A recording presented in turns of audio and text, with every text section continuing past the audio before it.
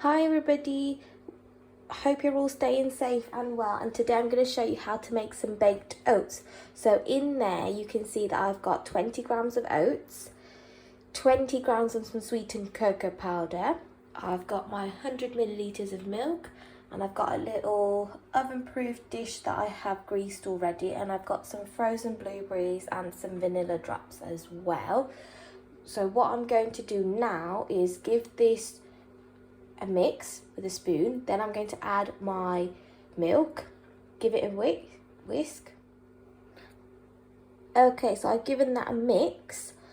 You can see that it's still a little bit wet, so what I'm going to do is add some more oats into it, just an extra 10 grams or so. And then once I've done that and given it another mix, I'm going to put it in there and then add some of my frozen blueberries and then mix it again.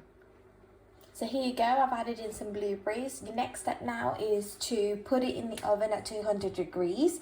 You will need an adult for this. It is baked oats.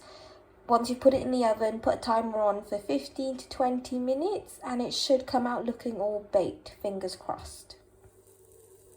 Okay, so this has been in the oven for about 20 minutes. When you're taking it out, just make sure that you get your adult to take it out the oven. I'll put the oven at 200 degrees. I put the timer on for 15 minutes and checked to see if it needed a little bit longer. And all I've just done on top is just drizzle some chocolate sauce. You can put whatever you want in there. It doesn't have to be fruits.